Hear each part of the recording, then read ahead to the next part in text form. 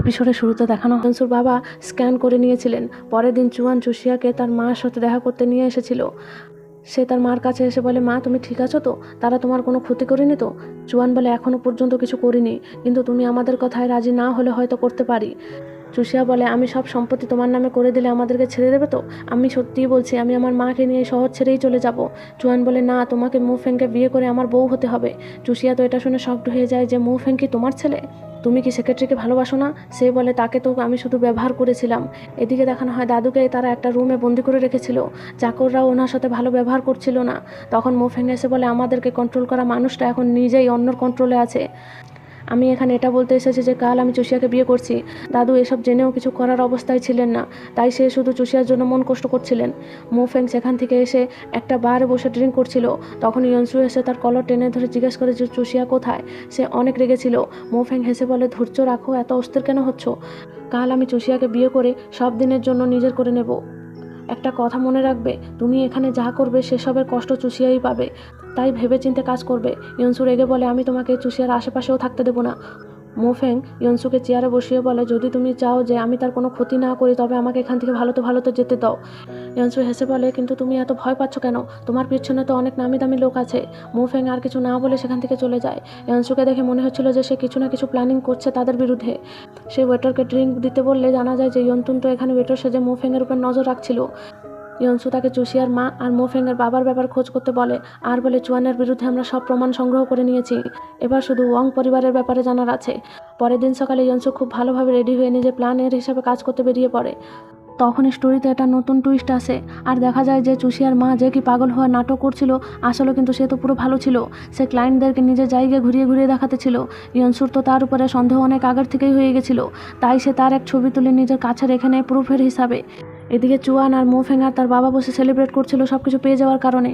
চুয়ান বলে, এখন শুধু মোফেং আর চুষিয়ার বিয়েটাও ভালো তো হয়ে গেলে আর কোনো অসুবিধা থাকবে না, আর সব কিছু আমাদের নামে হয়ে যাবে। এদিকে চুষিয়া রেডি হয়ে চুপ করে দাঁড়িয়েছিল, কেননা সে তো মনে করছিল যে তার মা তাদের কাছে আছে। সে যদি বিয়ের জন্য বারণ করে দেয় তবে হয়তো তারা তার মাকেই মেরে ফেলবে। তখন মুফেং এসে তাকে স্মাইল করতে বললে সে বলে, আমি কত ভুল ভেবেছিলাম যে তুমি একটা ভালো মানুষ, কিন্তু আসলে তো তুমি শুধু অ্যাক্টিং করছিলে ভালো হওয়ার। মুফেং বলে, ঠিক বলেছ, এমনিতেও আমার ছোট থেকে বড় হওয়া পর্যন্ত কোনো বন্ধু ছিল না, আর তুমিই তো আমাকে বলেছিলে যে তুমি আমাকে ইউজ করতে চাও। তুমি কি ভুলে গেছো নাকি? আমার প্যারেন্টস আমাকে দত্তক নিয়েছেন, তাই আমি যা কিছু করব সব কিছু তাদের জন্যই, কেননা তাদের কারণেই আমি এত ভালোতে থাকতে পারছি। এর মানে মুফেং মিস্টার ওয়াংয়েরও ছেলে নয়। এদিকে চুষিয়ার মা তার অ্যাসিস্ট্যান্টের সাথে কথা বলছিল। অ্যাসিস্ট্যান্ট বলছিল যে সাংওয়ান পরিবারের সব সম্পত্তি আমরা ওয়াং পরিবারে ট্রান্সফার করে নিয়েছি। আসলে সব কিছু চুষিয়ার মায়ের প্ল্যানিংয়ের হিসাবে হচ্ছিল, বা এখনও হচ্ছে। চুষিয়ার মা বলেন, এখন শুধু একটাই কাজ, আমাকে আমার পরিচয় বদলাতে হবে চুষিয়াকে বোকা বানানোর জন্য। তখন ফ্ল্যাশব্যাকে দেখানো হয় যে মিস্টার ওয়াং বলছিলেন যে আমি ক্যামেরার সব রেকর্ডিংগুলো নষ্ট করে দিয়েছি। তখন রিপোর্টাররা এসে চুষিয়ার মাকে বলেন যে ম্যাম, আপনি যেমনটা আমাদেরকে করতে বলেছিলেন আমরা ঠিক তেমনিভাবেই ছবি তুলে নিয়েছি। তখন তার মা তাদেরকে চলে যেতে বললে মিস্টার ওয়াং বলেন যে এসব ঠিক হচ্ছে না, সে তোমাকে অনেক বেশি ভালোবাসে। আমার চিন্তা করো না, আমি ভালো আছি, তুমি তার সাথে ভালোতে থাকলেই আমি খুশি। চুষিয়ার কথা তো ভাবতে হবে। চুষিয়ার মা রেগে মিস্টার ওয়াংকে বলেন, তুমি তাদের সাপোর্টে কথা বলা বন্ধ করবে। সাংওয়ান পরিবারের কেউও ভালো নয়, আমার জীবন তারা নষ্ট করে দিয়েছে, তাই আমিও তাদের সাথে ঠিক তেমনটাই করব। প্রেজেন্টে সে বলছিলেন যে আমি আর মিস্টার ওয়াং একে অপরকে খুব ভালোবাসতাম, কিন্তু আমাকে এক ভয়ঙ্কর রোগ হয়ে গেছিল, আর আমাদের দুজনের ফাইন্যান্সিয়াল কন্ডিশনও তখন ভালো ছিল না। তাই মিস্টার সাংওয়ান আমার চিকিৎসা করার জন্য রাজি তো হয়ে গেছিলেন, কিন্তু ওনার একটা শর্ত ছিল যে আমি ওনার ছেলের সাথে বিয়ে করে তাদের পরিবারে একটা ছেলে দেব। কিন্তু চুষিয়াকে জন্ম দেওয়ার পর তারা কেউও আমার সাথে ভালো ব্যবহার করছিল না, কেননা আমি এক মেয়েকে জন্ম দিয়েছি। তাই তারা জিয়াউর বিয়ে আর একটা মেয়ের সাথে করার ডিসিশন নিয়েছিল। এরপরে সিনে দেখানো হয় চুষিয়া বাইরে দাঁড়িয়ে কিছু ভাবছিল। তখন মুফেং এসে তাকে পিছন থেকে জড়িয়ে ধরে বলে, বাইরে একা কেন দাঁড়িয়ে আছো? ভিতরে চলো, আজকে তো আমাদের ফুলসজ্জার রাত, আজকেই তুমি সব দিনের জন্য আমার হয়ে যাবে। চুষিয়া তাকে পিছনে ঠেলে দিয়ে বলে, আমি তোমার সাথে কোনো সম্পর্কই রাখতে চাই না। মুফেং বলে, তুমি ভাবছো না তো যে ইয়নসু এসে তোমাকে এখান থেকে বাঁচিয়ে নিয়ে যাবে? সে এখানে আর কখনো আসবে না। মুফেং এতটুকু বলেই ছিল, তখনই তার পিছন থেকে ইয়নসু এসে চুষিয়ার নাম নিয়ে পৌঁছিয়ে গেছিল। তাকে দেখে বোঝা যাচ্ছিল যে সে অনেক মারামারি করে অনেক কষ্টতে ভিতরে আসতে পেরেছে। সে এসে চুষিয়াকে নিয়ে যেতে চাইলে চুষিয়া বলে, কিন্তু আমার মা তো তাদের কাছে বন্দী আছে। মুফেং ও চুষিয়াকে নিজের কাছে টেনে বলে, মিস্টার ইউন, তুমি যাকে তোমার ফিয়ন্সে ভাবছো সে এখন আমার ওয়াইফ। তখন ইয়নসু রেগে মুখ ফেংকে মেরে বলে, খবরদার, তুমি তোমার এই খারাপ মুখে চুষিয়ার নামও নেবে না। তোমাদের সব গোপন কথা ধরা পড়ে গেছে। তারপর চুষিয়াকে এটা বলে নিয়ে যায় যে সবাইরা তোমাকে মিথ্যা বলেছে। এদিকে সেক্রেটারি চুষিয়ার মার ছবিকে দেখিয়ে চুয়ানের উপরে রাগ করে বলছিল যে ইয়নসু তার ব্যাপারে কিভাবে জানলো। চুয়ান বলে, চিন্তা করো না, সে এখন আর কিছু করতে পারবে না। এখন তো দাদুও সব কিছু জেনে গেছেন, সব কিছু আমাদের হাতে। তখন দাদু এসে বলে ওঠেন যে কি সত্যিতে? দাদুকে দেখে চুয়ান পুরো শকড হয়ে যায়। আর মিস্টার ওয়াংকে বলেন, তুমি তো বলেছিলে যে মো ফেং বাবার উপর নজর রেখেছে। দাদু বলেন, আমাকে ইয়নসু বাঁচিয়েছে। মিস্টার ওয়াং বলেন, তুমি আমাকে মিথ্যা বলে নিজের কাজ হাসল করছিলে। আসলে তো সে চুষিয়ার মার সাইডেই ছিলেন। দাদু বলেন, ইয়নসু আমাকে সব কিছু সত্যি বলে দিয়েছে। পুলিশও এখানে আসতে থাকবে। চুয়ান আর সেক্রেটারি দাদুর পায়ে পড়ে বলেন, প্লিজ আমাদেরকে ক্ষমা করে দিন। কিন্তু দাদু তাদের কোনো কথাই শোনে না আর বলেন, তোমরা তো আমার ছেলেকেই ছাড়লে না, তবে আমাকে কিভাবে ছেড়ে দেবে? আমি চুষিয়ার মার সাথেও খারাপ করেছিলাম, তাই আমার ছেলেকে ভগবান আমার কাছে থেকেই ছাড়িয়ে নিয়েছেন। এতটুকু বলে সে সেখান থেকে চলে যান। এদিকে ইয়নসু চুষিয়ার মার সাথে দেখা করতে এসে গেছিল। সেই ইয়নসুকে দেখে শকড হয়ে যায় আর জিজ্ঞেস করেন যে তুমি এখানে কেন এসেছো। ইয়নসু বলেন, আমি সোজা কথা বলছি, তোমার আর মিস্টার ওয়াংয়ের কী সম্পর্ক? সে বলেন, আমি এই নামের কাউকেই চিনি না। ইয়নসু বলে, এটাই তো সেই ঘর যেখানে তুমি আর মিস্টার ওয়াং একসাথে থাকতে।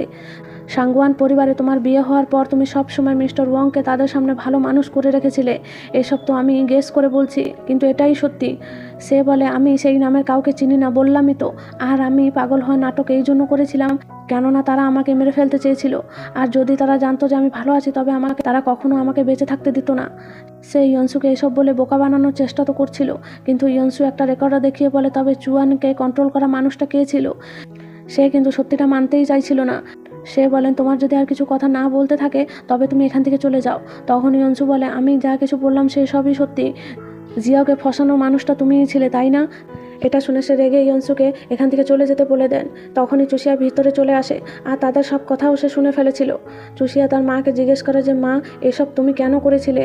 তার মা বলে, তোমার দাদু আমাকে বাধ্য করেছিল তোমার বাবাকে বিয়ে করতে। তারপর তোমার জন্ম হয়ে যাওয়ার পর তারা আমাকে মেরে ফেলতে চাইছিল। চুষিয়া বলে, কিন্তু এসবে তো বাবার কোনো দোষই ছিল না, সে নিজেই তো এসবে শিকার হয়েছেন।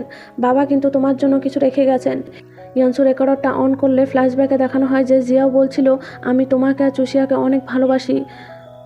তুমি এই রেকর্ডিংটা শোনার আগেই আমি এখান থেকে অনেক দূরে চলে গিয়ে থাকবো, কেননা আমি অনেক পর জানতে পারলাম যে আমার বাবা তোমাকে জোর করেছিলেন আমার সাথে বিয়ে করতে। আর আমি এটাও জানি যে তুমি আর একজনকে ভালোবাসো। কিন্তু আমি এসব কিছুর জন্য তোমাকে দোষ দিচ্ছি না, সব ভুল আমার। তাই আমি আমার সব কিছু তোমার আর চুষিয়ার নামে করে তোমাদের কাছে থেকে অনেক দূরে চলে যাচ্ছি। চুষিয়ার মা জিয়াওর কথাগুলো শুনে নিজের ভুল বুঝতে পেরে গেছিল, কিন্তু এখন তো অনেক দেরি হয়ে গেছে, সে আর কিছুই করতে পারবে না। এখানে এই সিনটা কট হয়ে গেলে পরের দিন সকালে ইয়নসুর ঘরকে দেখানো হয়, যেখানে ইয়নসু আর চুষিয়া তার নামে থাকা সমস্ত টাকা অনাথ বাচ্চাদেরকে ডোনেট করে দিয়েছিল। সে লোকটা সেখান থেকে চলে যাওয়ার পর ইয়নসু বলে, ফাইনালি সব কিছু শেষ হলো। চুষিয়া বলে, হ্যাঁ, সব কিছু শেষ হলো। আমি আমাদের পার্টনারশিপের ব্যাপারে বলছি। চুষিয়া ইয়নসুর দেওয়া রিংটা বের করে বলে, তবে এটা কি তুমি নিয়ে নেবে? ইয়নসু হ্যাঁ বলে সে রিংটা বের করে তার হাতে দিলে ইয়নসু তার হাতকেই ধরে বলে, আমি তোমার জন্য নতুন আনবো।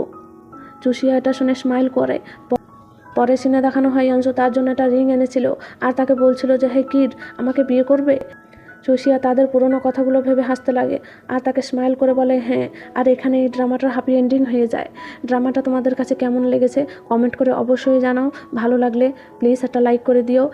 এরপর তোমরা কোন ড্রামাটা এক্সপ্লেনেশন শুনতে চাও কমেন্ট করে বলো। Thank you.